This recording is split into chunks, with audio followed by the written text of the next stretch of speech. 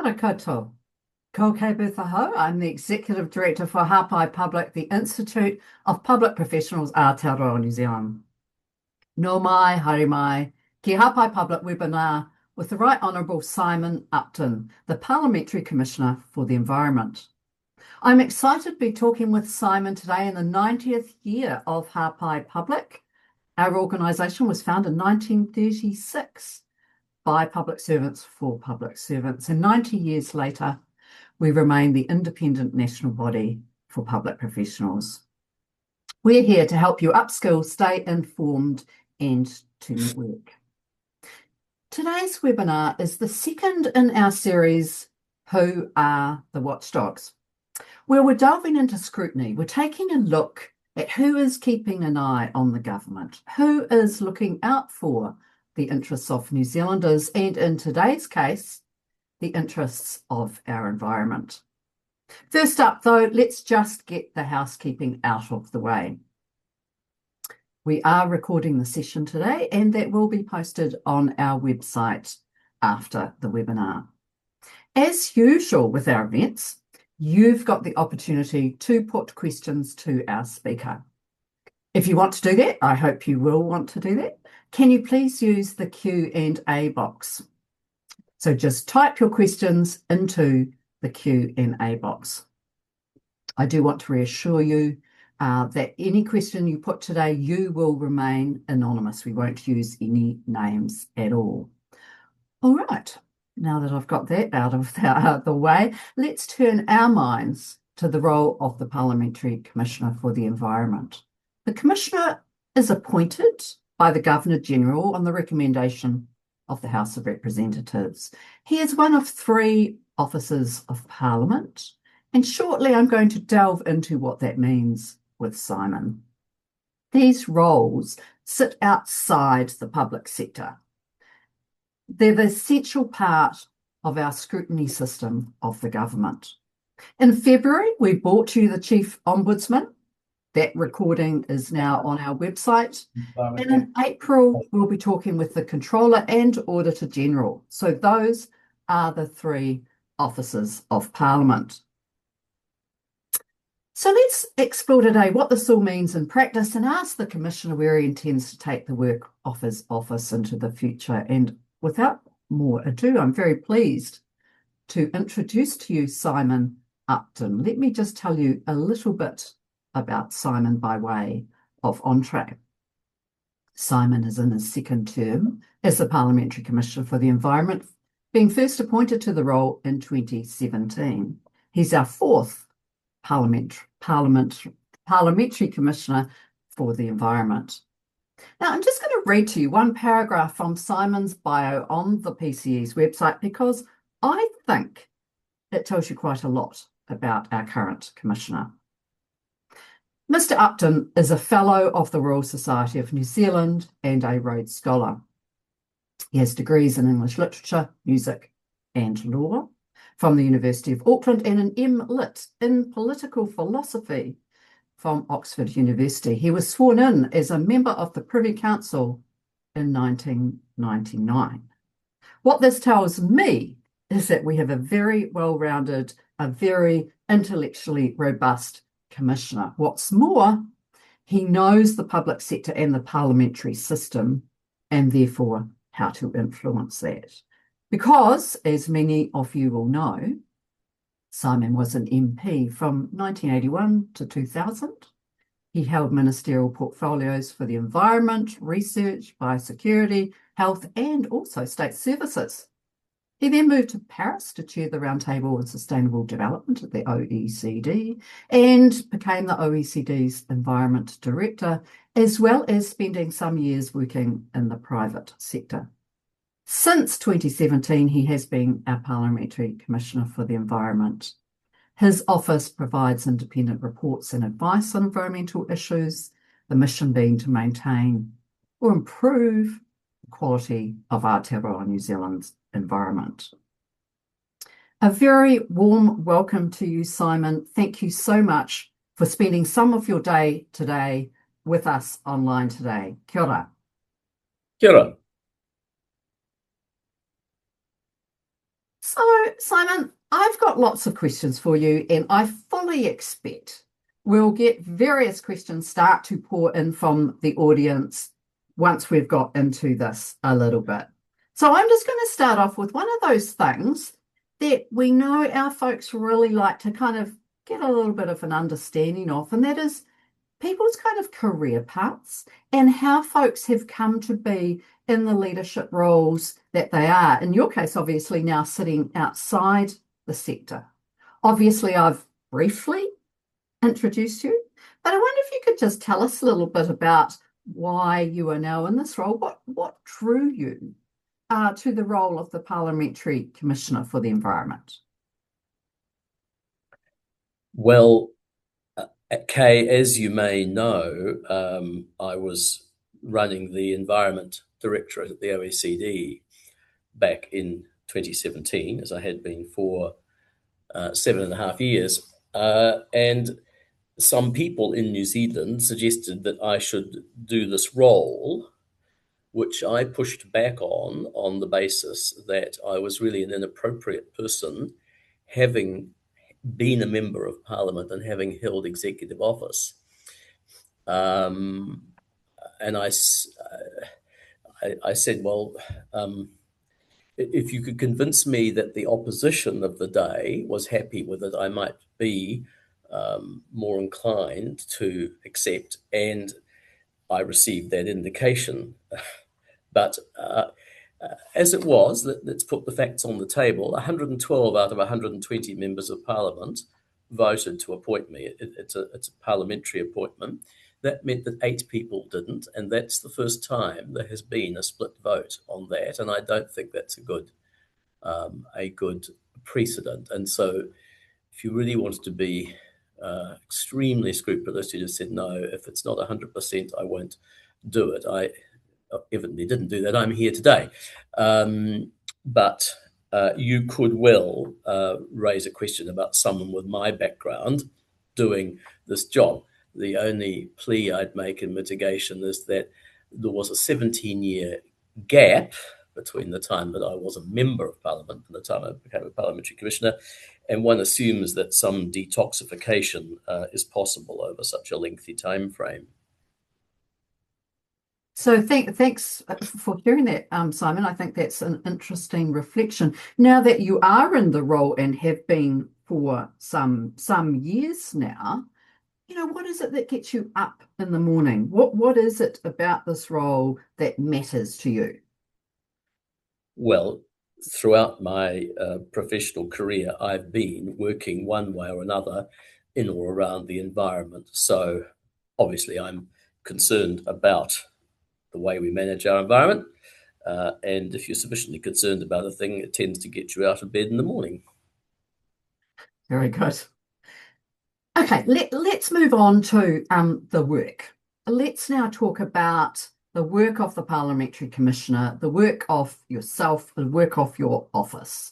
In my lead-in, I gave the sort of the one sentence pithy piece, but can you just talk us through, what is the purpose of having a Parliamentary Commissioner for the Environment?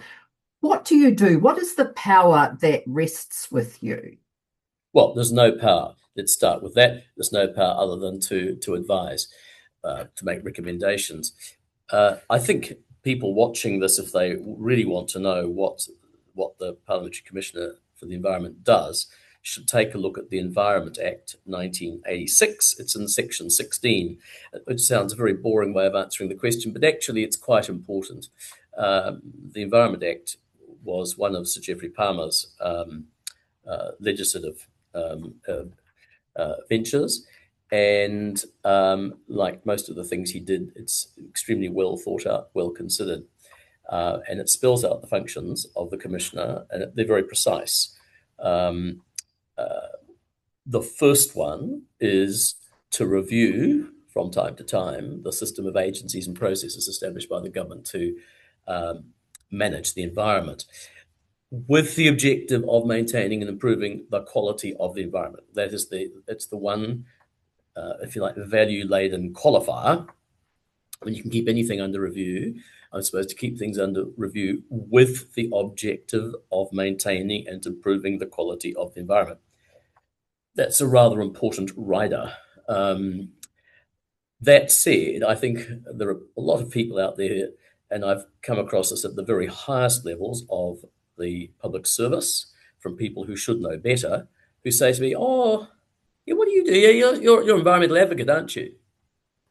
I'm not an advocate. If I was in an advocacy role, I think it would be quite uncomfortable, because there's all manner of values out there waiting to be advocated. And that is not what Sir Geoffrey created. He created a commissioner whose job it was to maintain a review of the agencies and processes that we maintain. Yes, with the objective of maintaining, improving the quality of the environment. So to that extent, you could say I am an advocate. But there's a very, very wide range of policy positions that could arguably be said to maintain and improve the quality of the environment, and there's always going to be trade-offs. So I am very careful not to represent myself as an advocate. That's the first function, the most important one. I won't go through all the others, other than to say there is a specific one about investigating the effectiveness of environmental planning and management carried out by public authorities, which means that the current reform of the resource management system is absolutely right square centre. And also I've got one of the functions is to draw matters to the House's attention, which they should be concerned about. So any environmental issue I want to choose, I can commission some work on, write a report, and come up with some recommendations. And that's probably how most people have seen the role, as really, spotting environmental problems, putting them on the radar screen, saying something should be done about them. But in fact, and certainly as far as the public service is concerned, the very first of those functions is about reviewing the system of agencies and processes. And right now, with so much change going on, that is now consuming probably 60, 70% of my time. Interesting. There are several questions already starting to come in, Simon, so I'll just weave those in as we go along. I think the very first question is an interesting one, which asks about, of the work that you have done in this role, what do you think has had the most impact and why? Well, if you wanted an objective answer to that, you look at our annual reports, because we actually track the number of recommendations that have actually been either adopted or partially picked up or not adopted or whatever. I don't think that's a terribly interesting indicator. I mean, things could be really, really important recommendations and really, really hard, and they might be being thought about, but nothing's happened. I'm reluctant. I really am reluctant to say this has had more impact than that. Anything worth its salt is going to be a slow burner. I mean, it's very easy to come up with nice little recommendations to make little tweaks, which really cost nothing. And we do plenty of that. But the sort of big system issues, they don't have easy solutions. And frankly, I think that the role of this particular Office of Parliament is to help improve the quality of parliamentary debate and public debate. So I think you'd be inclined more to judge work on the extent to which it's worrying people. It's not going away. It's sitting there. They know the problem hasn't been solved. They know something needs to be done, and they've got somebody who has said why. I think that is really more what one should be looking to an Officer of Parliament to do. And you shouldn't ask me that question. You should go and ask MPs. Which report from the PCE is keeping you awake at night? Is that so? You mentioned being an Officer of Parliament as part of your response there, Simon. Is this opportunity that you have, or this function, this role that you have around improving the quality of Parliament and debate and public debate, a thing that then joins you together with the other officers of Parliament? Is that common across officers of Parliament, or is that something distinct for your role? This role is distinct in that the statute contemplates me commenting on matters of policy. That is not the case for the Auditor General.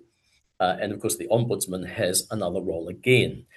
So we have quite different roles. So I don't think you could say we work together as a system, but actually we do have a lot to do with one another. Um, I've had more to do with the Auditor General than I have with the Ombudsperson because there is a performance management function, which the Auditor General takes an interest in, and they do reviews on all sorts of things, performance management, and that intersects quite a lot with what I do. Whereas the Ombudsman is there looking at very specific complaints about the way systems are or aren't operating, and there's more of a judicial or quasi-judicial sort of flavour about it. But we talk together quite a lot because we are there are only three of us, and we have a unique relationship with Parliament. So when it comes to dealing with Parliament, we certainly talk to one another. Yes, that independent sitting outside but offering scrutiny. So just a comment actually on that. When talking with John Allen, our Chief Ombudsman, obviously last month, he said obviously just exactly what you said. It's not a system per se, but the opportunity to engage with each other, is valuable because of some of those fundamentals being similar.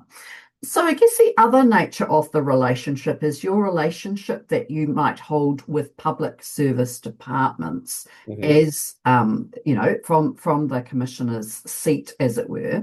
How would you characterize the relationships of that your office holds with public service departments, who of course are the ones who are operationalizing the public policy of the day? I'd characterize it as very good. I mean, the agencies that deal with us and deal with us a lot know us very well, and those are particularly good relationships. Occasionally, we get in touch with an agency which hasn't had contact from this office either before or not for years and years and years, and they're sort of slightly uh, curious about what this is all about. But I mean, there are formal powers to seek information under the Act, which from time to time we use because it's easier for everybody. But basically, we don't try to go down that road. We really try to maintain a free and frank relationship so that if we're working on something which we need the wisdom of the public service, which is vast in this area, then we want to be able to talk to them freely and frankly, and we want them to be comfortable that they can talk to us. I'll give you an example which I think has really gone very well. And this has been now going for 5 editions. We've put together something called EEE, which is an estimate of environmental expenditure.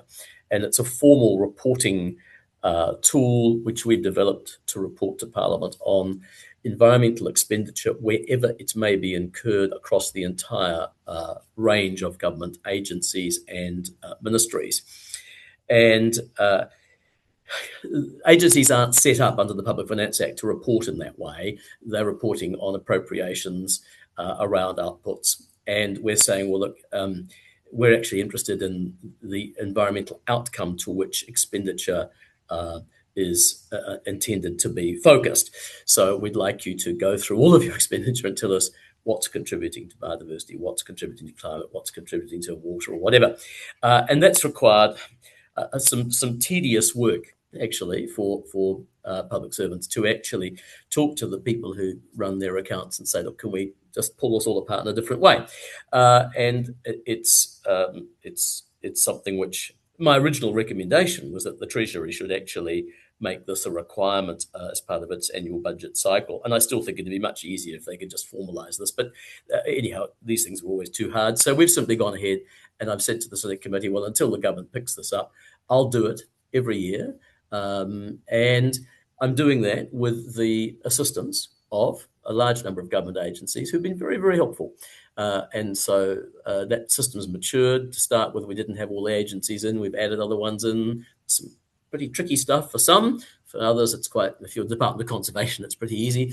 But if you're an agency which isn't actually focused on environment, but you are making expenditures which influence the environment, you've got to try and pull that out.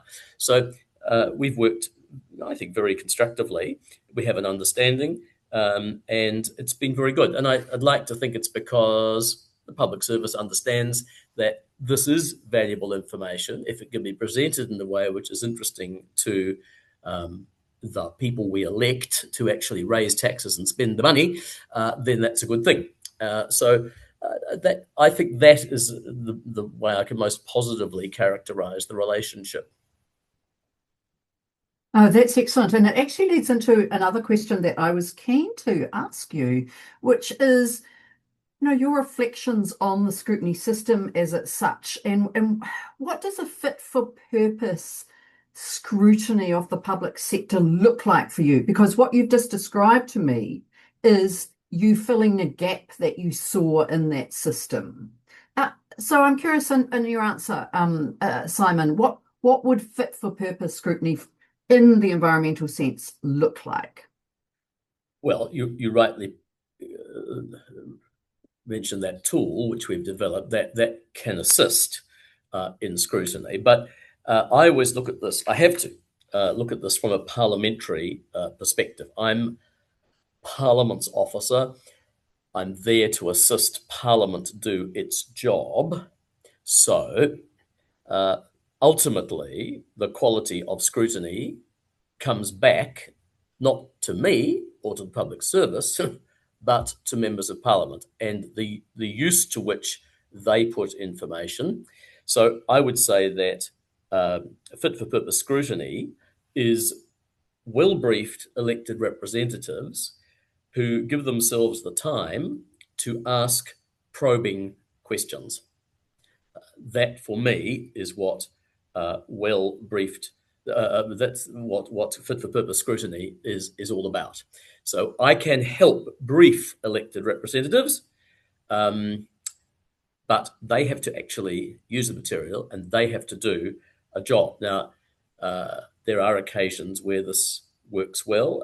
A current one, which seems to me to be a useful and constructive exercise, is the Finance and Expenditure Committee's investigation into performance reporting and public accountability. And the committee there said, we're going to get an expert. I think they got Dr. Ian Ball.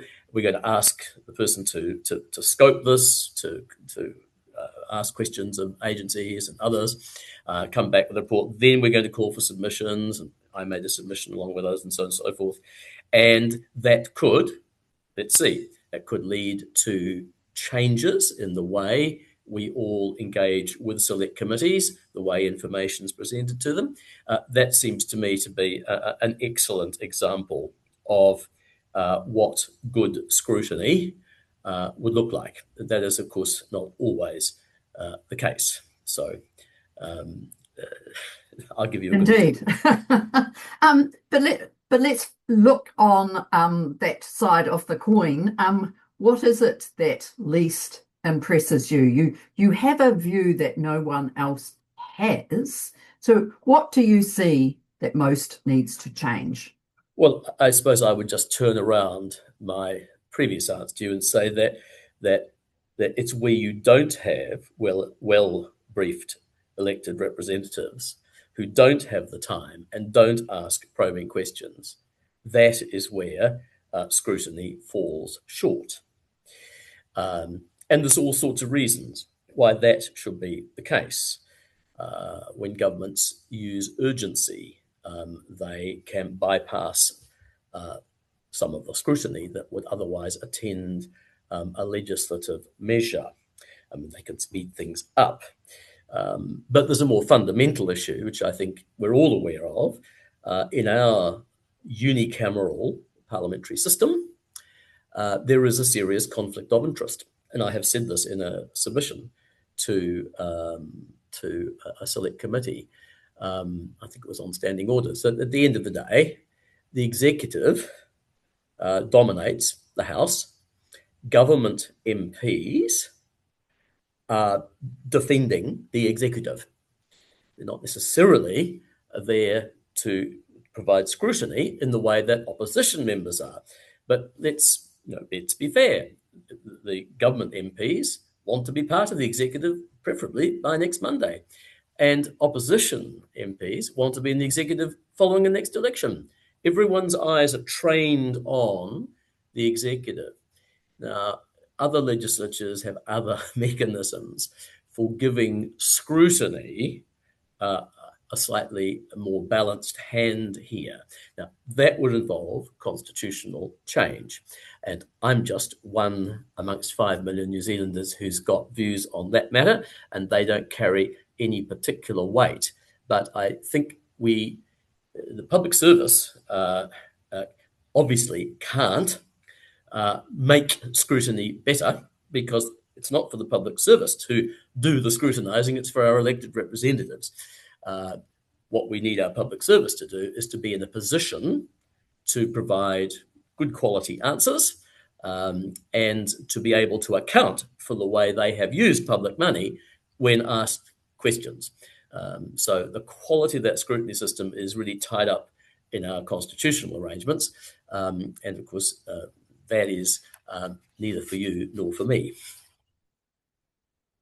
Do you see, on the point that you have just made, that our public service offers free and frank, politically neutral advice to parliamentarians, to the ministers of government of the day? Do you have any comments about what you see in that space? Any suggestions or commentary around the public service and the role they're playing in that space vis-a-vis the environment? Well, not just the environment. I mean, more generally, the most important thing the public service can do is to ensure that there is free and frank advice. And I think the one thing that the public service can try to do, can't guarantee to succeed, it should try to help ministers and MPs understand why being challenged is not a bad thing. Being challenged on the facts. Not talking about ideological debates here, but there are consequences from policy choices, and it's really good to see that those choices, the consequences of the choices, are made clear, so that people are well informed about them. So free and frank advice is something which every minister should encourage.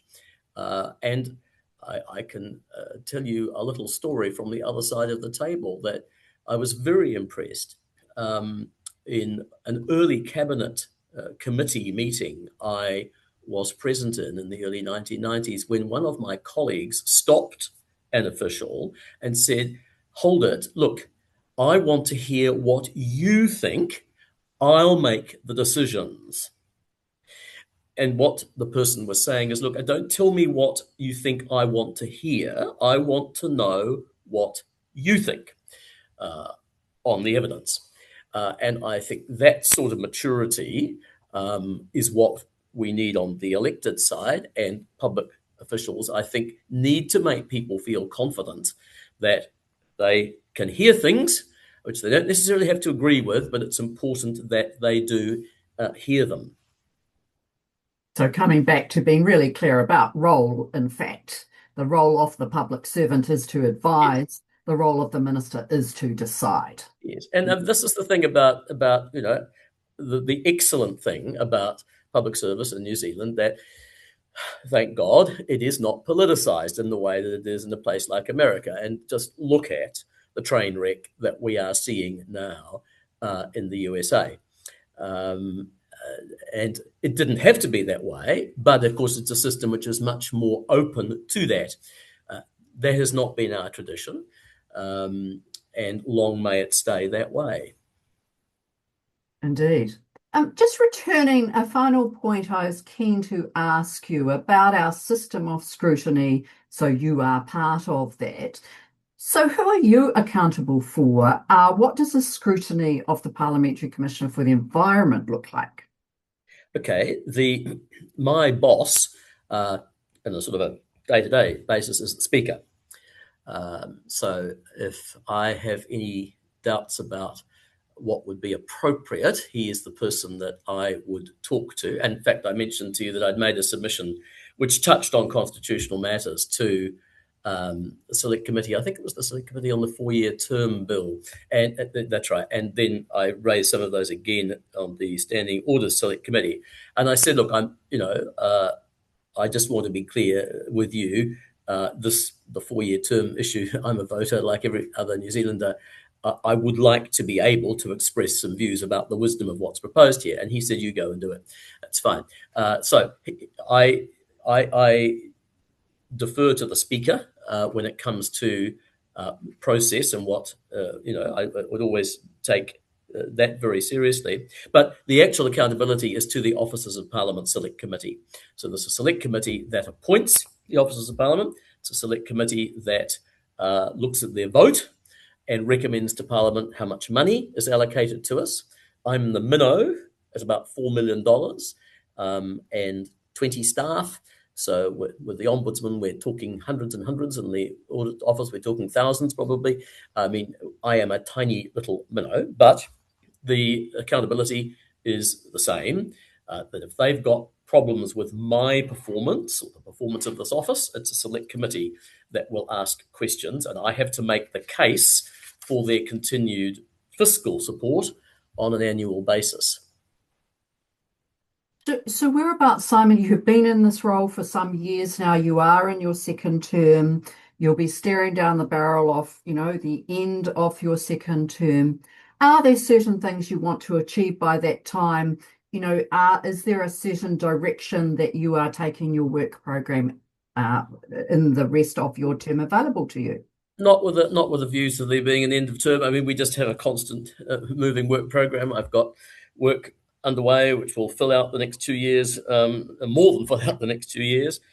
There's my annual estimate of environmental expenditure, which is I'm trying to create that as an artifact of the annual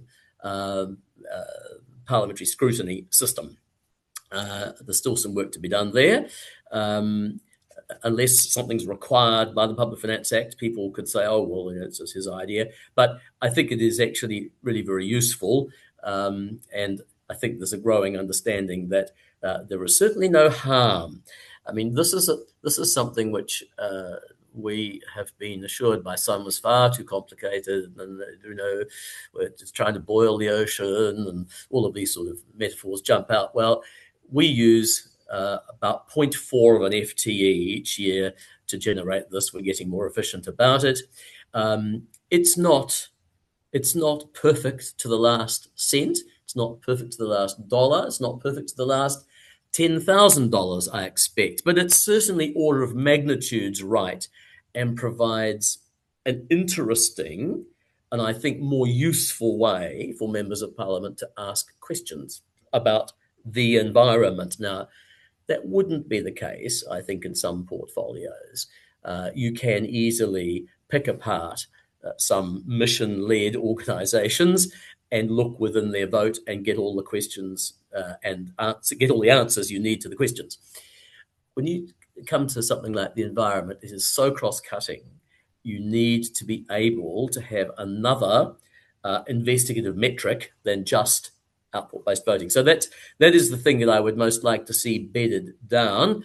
I think it provides a very useful tool for the Select Committee. And if there's only one thing actually that was picked up on an ongoing basis as a result of the work I've done, it would be that. Excellent. I think that is an excellent approach, personally. Simon, what is it that keeps you awake at night? Oh, well, the weeds in my garden, the weeds on the farm. I have a rural existence. I come from the Ngārawa here, and I have to tell you, I worry more about looking after 90 hectares of land and I'm trying to do a lot to protect wetlands and plant natives and keep weeds under control and so on and so forth. And you would be surprised how that really does keep you awake at night, because you think, how on earth am I going to get on top of that honeysuckle or that convolvulus, which is drowning the natives I planted last year? I don't lie awake with this job, in a sense, without being too clinical about it. It's all care, no responsibility. Ultimately, no one has to listen to my recommendations. I make them with a clear conscience. We do the very best job we can. If people don't wish to listen, that is their prerogative. I'm not involved in a political debate. I'm involved in helping the Parliament get the information it needs to ask good questions if it wishes to ask them. So your job is not seeking to influence more. Your job is providing to Parliament and then leaving it to them to decide. I'm just trying to understand. Yes, we need to get the roles very clear. I mean, obviously, I don't put out recommendations and hope they won't have any influence. Obviously, I'm wanting to influence things. Go back to these words in section 16(1)(a), with the objective of maintaining and improving the quality of the environment. So, obviously, I want the work of this office to help maintain and improve the quality of the environment. Nothing we write, nothing we say, no letter we write, no recommendation we make is made without that in view. But let's be frank, because I say it isn't going to make it happen. That is exactly the same with most environmental problems. Look, if New Zealand had perfect environmental policies, we will still be overwhelmed by what the rest of the world failed to do on, say, climate change, say, microplastics. You go on and on.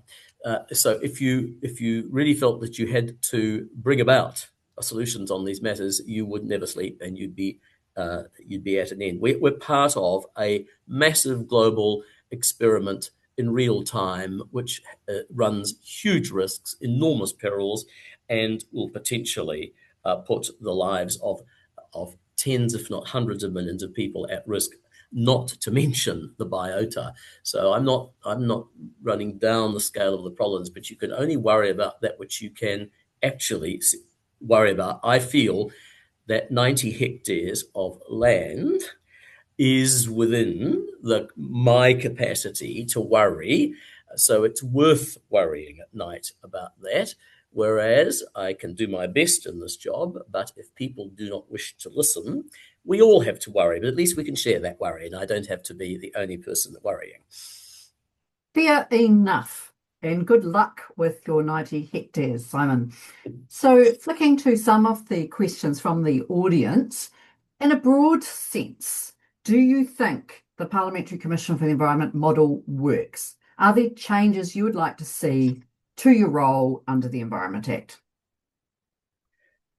I think it works. The question is whether others wish to take up what we do. I think it provides a good level of transparency, which would not otherwise be there. So when governments take decisions, we can track them, we can pull them apart. When they set up agencies to do jobs, we can see if those jobs do actually get done. We can ask all sorts of questions about whether things have been short-sighted or well conceived. So I think it achieves all of those goals within the limit of our resources. But let me tell you on that point, I've had select committee members say, "Do you need more money?"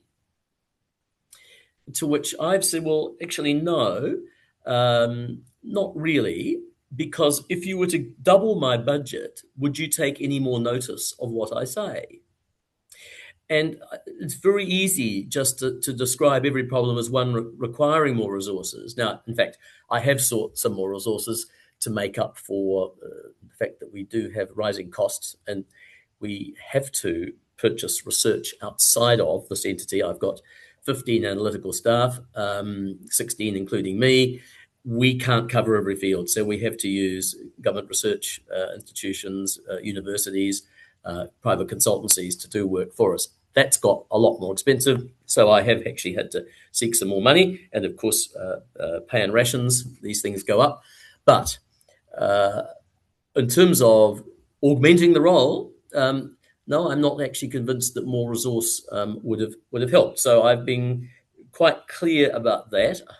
My influence, my whether I'm achieving what the Act requires and whether it's having an impact. I think it's having as much of an impact as an organisation set up like this for these purposes could have. And if I can head off a supplementary question in case it's coming, I can sense people saying, yes, but we don't really hear about what you do. And there is a view that the Parliamentary Commissioner should have a higher public profile. I've had quite a lot of people say that to me, to which my response has been, well, look, at the end of the day, I'm the servant of Parliament. The only profile that ultimately that matters is with MPs. They are the ones who we elect to make use of the output of the Parliamentary Commissioner. Yes, of course, we put reports out there. We want the public to know about them. I go and talk about them, but I just don't have an opinion on everything for a soundbite on every environmental issue, because that's not the sort of entity we are. If we say something, we say it, we try to say it on the basis of evidence, try to say it on the basis that we've actually done some homework, so we've got something useful to add. We're not into getting quick opinion movement changes. A very specific question, and this goes to the point you were talking about before about the system of agencies and processes. Could you just describe for us how your role relates to the Climate Change Commission? Yes, it's funny the number of people who ask that. In fact, when I came back to New Zealand to do this job, somebody said, well, but what are you going to do? Because they've just set up a Climate Change Commission. And it's an interesting consequence, I think, of the way in which climate as an environmental issue has completely swamped the airwaves. So I kept saying this at the OECD. We'd have committees of people from all around the world, and it was an environment policy committee, and we had the full suite of environmental issues, and every delegate would stand up and talk about climate. And I actually often had to intervene and say, excuse me, there is more to the environment than climate. Yes, I know it's very, very important, but there are other issues. Look, the Climate Commission is a very, very specifically created entity to provide advice to the government on carbon budgets, advice on climate, where we're going in terms of mitigation, advice to the government on adaptation. It's a specialist body focused just on climate change. And that's great for me because it means that I don't have to devote huge amounts of time to that topic, because we have a specialist agency which can do a lot of the groundwork. Now, that's not to say I haven't got into climate matters. I have. I've written a lot and very critically about the operation of the emissions trading scheme. I've just last week sent a letter to the Ministry of Energy raising some questions about the decision to move to import LNG for a variety of reasons. So, and there's a climate connection there. So I've had plenty to say about climate, but I've had plenty to say about chemicals, about biodiversity, about the planning system, about environmental expenditure more generally, about environmental research, about environmental monitoring. I could go on and on and on. There is a bigger world than climate. We're very lucky to have the Climate Commission, but it's quite distinct. And we have an arm's length relationship with them. They're another government agency. I could, under Section 16(1)(a), review that agency and say, well, is it actually doing the job it was supposed to do? It's much bigger than my office. It's a large entity compared with me. I think that's really helpful. Thank you for that. And it is curious that you comment how often that comes up. Taking a different tack now, Simon, getting into, I think, basically some of the advice space that you have given in some areas. So this question is about your thoughts about the increased emphasis that the current government has placed on the need to have greater concern for economic growth when considering application projects, so project applications, that are likely to have some level of negative environmental impact. Have you provided advice in that space? Comments on what you said?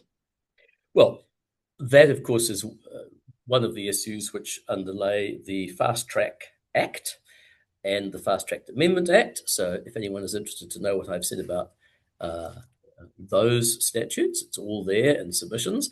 And again, the importance of economic growth is pretty central to the proposals for a Spatial Planning Act and a Natural Environment Act, which are currently before the Select Committee.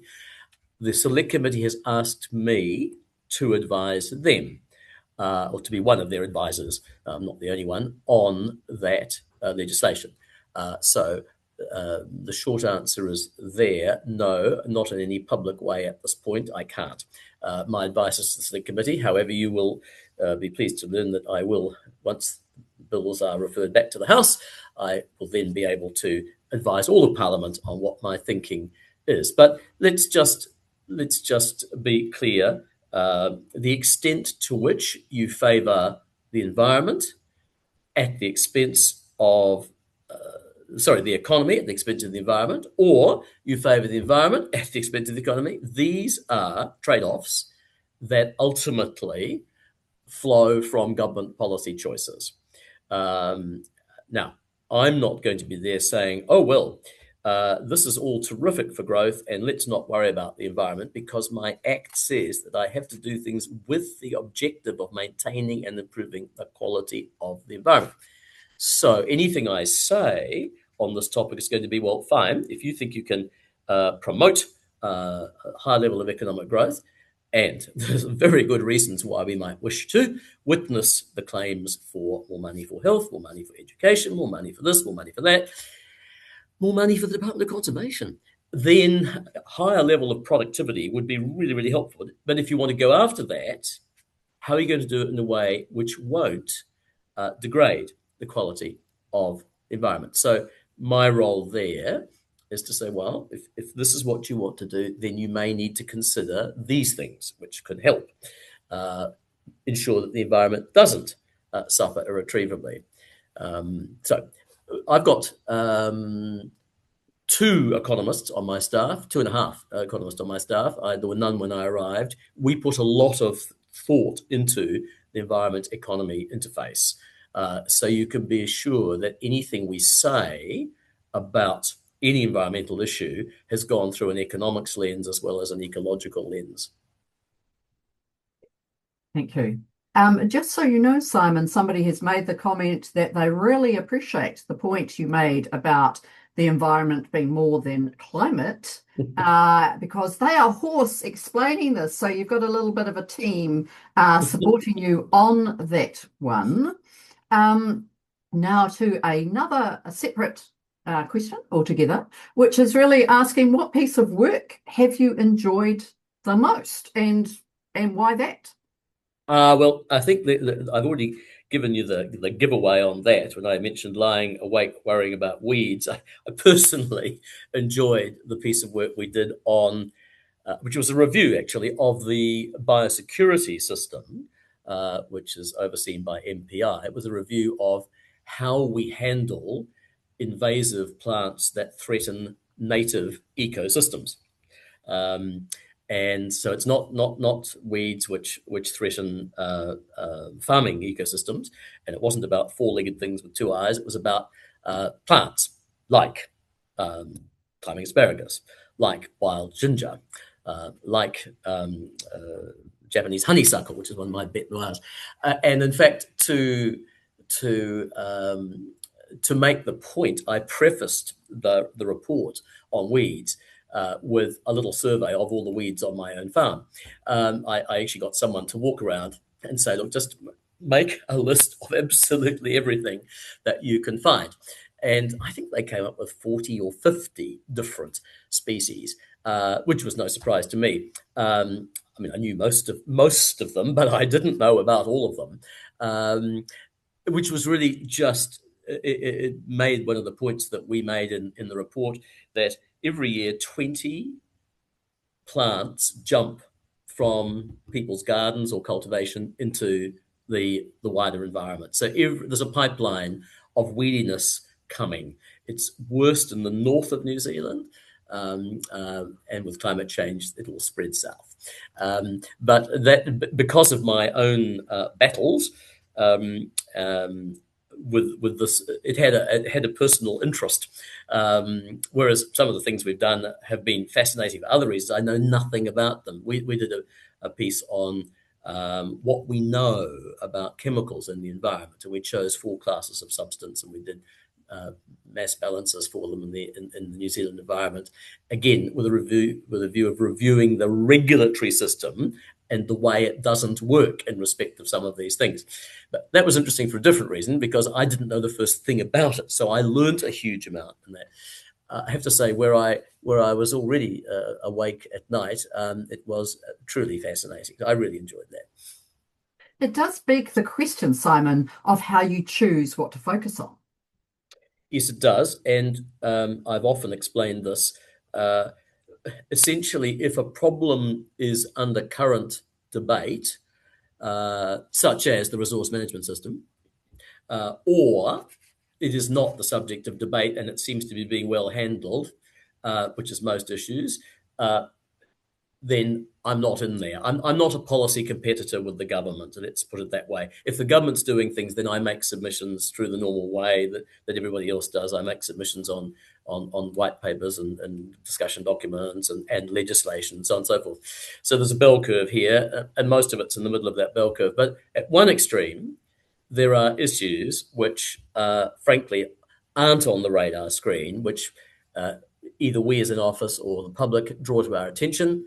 And we think actually that does need the spotlight. Now, the weeds one was one, because I just had the impression that we're great at worrying about weeds where there's an economic cost. It's going to affect farming, it's going to affect forestry or whatever. But when it comes to our native estate, it's being terribly looked after in many cases through lack of resources, of course. But there are just weeds powering their way into bits of bush all over New Zealand, whether it's publicly owned or privately owned. So it seemed to me that was worth a bit of a spotlight. At the other end of the distribution, there are issues that are not only on the radar screen, but the radar screen cracked long ago because it's proved to be so difficult. We're just making no progress, and it's in the too hard basket. So sometimes the Parliamentary Commissioner doing work in a very contentious area can help the debate. And the example I choose is the work we did on, the final report was called Going with the Grain, but it was actually on managing water, soil and biodiversity in rural contexts. So it's the whole farm environmental non-point source pollution issue. And there, we've been at it for 20, 30 years, and yes, we've made some progress, but we've gone backwards in other ways, and it's very, very divisive. How do you deal to those issues? There's a whole issue about property rights and common property and all the rest of it. So we did some work on that. I have no better hope that'll be picked up than the weeds bit, but I know for sure that we have contributed to the debate. That report's been read by a lot of people. I've gone around the country talking to lots of groups of farmers and catchment groups, listening to a lot of people, and I think we've helped keep people in the debate rather than just heading for the hills and saying, I don't want to know any more about this. So, I mean, those are the two extremes, things not on the radar, things which never have left the radar screen. Those are what we tend to choose. But right now, there is so much institutional and legislative reform that is actually consuming probably more than 2/3 of our time. Thank you. That was very, very helpful. I'm going to completely change tack now. One of the things that I like to ask all of our speakers is about giving a little bit of career advice to the people who are listening in to this webinar, Simon. And I just wonder if, given your very interesting career pathway, you'd like to comment on what you see as the top 3 attributes of a successful leader. And obviously, I'm thinking about people who are working in the public sector in particular. Well, those of you listening should know that Kay actually gave me a heads up. She's going to ask 2 questions. One was the one you just heard. What do you consider to be the top 3 attributes of a successful leader? And the other one that she didn't mention was, what advice would you give your 25-year-old self? Now, I can answer that second question much more easily. And the advice I would give my 25-year-old self is not to stand for Parliament at that age. So that's that question answered, which Kate didn't ask. And look, honestly, I feel slightly squeamish giving advice because who's a successful leader? I don't know, and there are going to be particular attributes which are particularly important in particular leadership roles. I think probably the most important thing I have witnessed with leaders that I've had some respect for are people who listen. People who are curious. I think curiosity is hugely important. People who know what they don't know and are interested in learning about what they don't know are always going to be better than people who think they know everything or they have an answer for everything. So I run out on 3K. I'd give you that one. I mean, depending on the task, some people are going to need what's called charisma and sales skills, and other people are going to need terribly po-faced, grave demeanor. I mean, it depends on the role, but I think that people who aren't curious are quite dangerous as leaders. They just operate in a self-constructed cul-de-sac, and that is not good. And in the public service, you would be looking for people who are curious. And I can tell you, I've got 15 very talented staff here, almost all of whom I've appointed. There's a couple that I didn't, but all the rest I have. And that's always been my criterion. One of them, is this person curious? I like that. I think that's excellent. Any final thoughts, any final requests of our audience from you, Simon? Not really, other than to repeat something that we said earlier, and that is, if it's a request of public servants, is that you ensure that the advice you give is free and frank. That doesn't imply recklessness. Due prudence and caution are always demanded, but it's very important not just that you're giving free and frank advice, but you're ensuring that those around you do. I think it's really important to test people. This office, I'm constantly saying to people, well, look, this is my view, but please tell me if you disagree, because I don't claim a monopoly on wisdom. And we have some quite fierce debates about everything from trivia to big issues. But I think that is very important, that you try to ensure that the environment in which you're working is one where there is challenge and there is a free and frank exchange, which can then be communicated to our elected representatives. Thank you, Simon. And can I say thank you indeed for your time and sharing your thoughts today. I think we all now have a much better understanding of the role and what that actually looks like from the inside, and B, in terms of how you think about some of these bigger picture things, such as scrutiny of our system. So thank you for sharing those thoughts. Thank you for your time today. And just before all our audience leaves us, a heads up that our next Watchdog webinar is with Grant Taylor, who's the Controller and Auditor General. That's on the 4th of April. Please sign up. And a heads up that we're running our next effective engagement with Maori workshop in June. It is what it says on the tin. It's a workshop to help you with your engagement with Māori, so that's available for you to register. And if you have a particular interest in universities, we'll be talking with the head of the School of Government from Te Haringa Waka Victoria University of Wellington, Barbara Allen, reflecting both on the role of universities and on the public sector more broadly. Come and join us for those. Take a look on our website. Thanks for joining us today. Mā te wā.